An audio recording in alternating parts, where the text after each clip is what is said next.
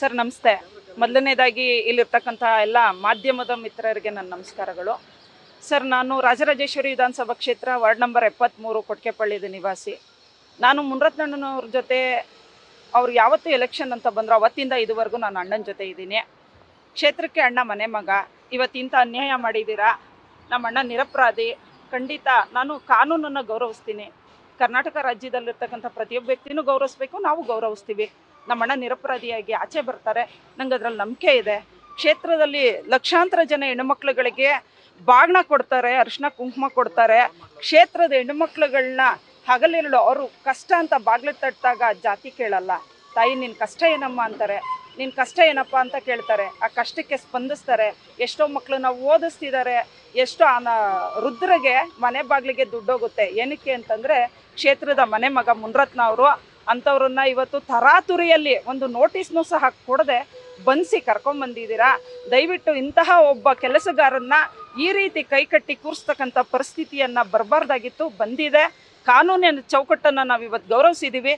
ನಾವು ಗೌರವಿಸಿರೋದಕ್ಕೆ ಕಾರಣ ದಯಮಾಡಿ ಎಲ್ಲರೂ ನಮ್ಮ ಅಣ್ಣಂಗೆ ನ್ಯಾಯ ದೊರಕಿಸ್ಕೊಡಿ. ಇಂಥ ಒಬ್ಬ ವ್ಯಕ್ತಿಗೆ ಅನ್ಯಾಯ ಮಾಡಬೇಡಿ ಅಂತ ನಿಮ್ಮ ಮಾಧ್ಯಮದ ಮೂಲಕ ನಾನು ಪ್ರಾರ್ಥನೆ ಮಾಡ್ಕೋತಾ ಇದ್ದೀನಿ. ಸರ್, ನನ್ನ ಹೆಸರು ದೀಪಾ ಅಂತ. ರಾಜರಾಜೇಶ್ವರಿ ವಿಧಾನಸಭಾ ಕ್ಷೇತ್ರದಲ್ಲಿ BJP ಕಾರ್ಯದರ್ಶಿಯಾಗಿದ್ದೀನಿ. ಸುಮಾರು 5 ವರ್ಷಗಳಿಂದ BJPನಲ್ಲೇ ಅಣ್ಣನ ಜೊತೆ ಇದ್ದೀನಿ. ಡೇ1ನಿಂದ ಅಣ್ಣನ ಜೊತೆ ಕಾರ್ಯಕರ್ತಳಾಗಿ ತಂಗಿಯಾಗಿ ಕೆಲಸ ಮಾಡ್ಕೊಂಡು ಹೋಗ್ತಾ ಇದ್ದೀನಿ. ಧನ್ಯವಾದಗಳು ಸರ್.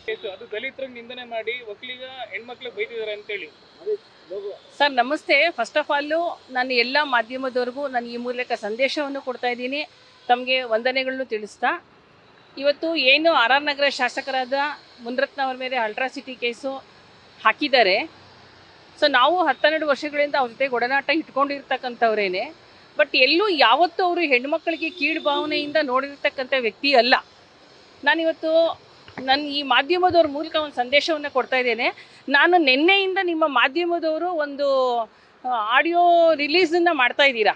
ನಾನು ಅದನ್ನು ಪರಿಶೀಲನೆ ಮಾಡಿದೆ. ನಾನು ಯಾರು ಅದು ಯಾರು ಮಾಡಿದಾರೋ ನಮಗೆ ಗೊತ್ತಿಲ್ಲ. ನಾವು ಮಾಧ್ಯಮದ ಮುಖಾಂತರ ನಾವು ನೋಡಿದಾಗ ಹನುಮಂತರಾಯಪ್ಪ ಅವ್ರದ್ದು ಒಂದು ಕಾನ್ಸೆಪ್ಟು ಅಲ್ಲಿ ಬರ್ತಾ ಇತ್ತು, ಅವರ ಸಂಭಾಷಣೆ ಮಾಡಿರೋದು. ಬಟ್ ಅದನ್ನು ಯಾಕೆ ಮಾಧ್ಯಮದವರು ರಿಯಾಕ್ಷನ್ ತಗೊಳ್ತಾ ಇಲ್ಲ ಅಂತ ನನಗನ್ನಿಸ್ತಾ ಇದೆ. ಬಟ್ ನೀವು ಅದನ್ನು ಯಾತಕ್ಕೆ ಇವಾಗ ಈಗ ಶಾಸಕರಿಗೆ ಯಾವ ರೀತಿ ನೀವು ಸರ್ಕಾರದಿಂದ ಒಂದು ಚುನಾಯಿತ ಪ್ರತಿನಿಧಿಗೆ ಒಂದು ನೋಟಿಸು ಸಹ ಕೊಡ್ದಂಗೆ ಮನೆಯಿಂದ 2 ನಿಮಿಷ ಅವರು ವೈಯಾಲಿ ಕಾವಲ್ ಸ್ಟೇಷನ್ಗೆ ಹೋಗೋದು, ಅಂಥ ವ್ಯಕ್ತಿಗೆ ಒಂದು ನೋಟಿಸ್ ಕರೆದು ಒಂದು ವಿಚಾರಣೆಗೆ ಬನ್ನಿ ಅಂತಂದಿದ್ರೆ ಅವ್ರು ಬಂದಿರೋರು. ನಾನು ಜನಪ್ರತಿನಿಧಿಯಾಗಿ ಕೇಳ್ತಾ ಇದ್ದೀನಿ, ಅವ್ರು ವಿಚಾರಣೆಗೆ ಬಂದು ವಿಚಾರಣೆ ಮಾಡ್ಬೋದಾಗಿತ್ತು. ಬಟ್ ಆ ಏಕಾಏಕಿ ತುರಾತುರಿನಲ್ಲಿ ಉದ್ದೇಶ ಏನು? ಶುಕ್ರವಾರ, ಶನಿವಾರ, ಭಾನುವಾರ 3 ದಿನಾನೂ, ಸೋಮವಾರನೂ ರಜಾ ಇದೆ ಅನ್ನೋ ಕಾರಣಕ್ಕೆ ಅವ್ರಿಗೆ ರಾಜಕೀಯ ಉದ್ದೇಶದಿಂದ ಈ ಕೆಲಸ ಮಾಡಿದ್ದಾರೆ ವಿನಃ ಪಿತೂರಿಯಿಂದ ಬೇರೆ ಯಾವ ಕಾರಣಕ್ಕೂ ಅಲ್ಲ ಅಂತ ನಾನು ಜನದ ಪರವಾಗಿ ಕೇಳ್ತಾ ಇದ್ದೀನಿ. ಸರ್, ನನ್ನ ಯಾರ ಬಗ್ಗೆನೂ ಹೇಳ್ತಾ ಇಲ್ಲ, ನಾನು ಕಾನೂನು ಬಗ್ಗೆ ಕೇಳ್ತಾ ಇದ್ದೀನಿ ಅಷ್ಟೇ. ಕಾನೂನಲ್ಲಿ ಒಂದು ಹೋರಾಟ, ಒಂದು ಸಮಿತಿ ಅನ್ನೋದೊಂದು ಇರುತ್ತಲ್ಲ. ಸೊ ಕಾನೂನು ಪ್ರಕಾರವಾಗಿ ನಾನು ಕೇಳ್ತಾ ಇದ್ದೀನಿ. ಯಾರ ಮೇಲೂ ನಾನು ಇಲ್ಲಿ ದ್ವೇಷ ಸಾಧಿಸೋದು, ಯಾರ ಮೇಲೂ ನಾವು ಹೊಣೆಗಾರಿಕೆ ಅಂತ ನಾನು ಮಾಡ್ತಾ ಇಲ್ಲ.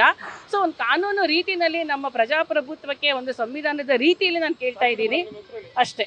ನಾನು ರಾಜ್ಕುಮಾರಿ ಅಂತ ಹೇಳಿ, ದಯವಿಟ್ಟು ನಮ್ಮ ಶಾಸಕರಿಗೆ ತಮ್ಮ ಮಾಧ್ಯಮದ ಮುಖಾಂತರ ಕಾನೂನು ರೀತಿಯಲ್ಲಿ ಅವರು ಜಯಶೀಲರಾಗ್ತಾರೆ ಅಂತಕ್ಕಂಥ ಭರವಸೆ ನಮಗಿದೆ. ಅವ್ರಿಗೆ ಒಳ್ಳೇದಾಗಲಿ. ದಯವಿಟ್ಟು ಅವರನ್ನು ಒಳ್ಳೇದು ಮಾಡಿ ಸರ್. ನಮಸ್ತೆ. ನ್ಯೂಸ್ ಫಸ್ಟ್, ನಿರ್ಭೀತಿಯಿಂದ ನಿಮ್ಮ ಪರವಾಗಿ.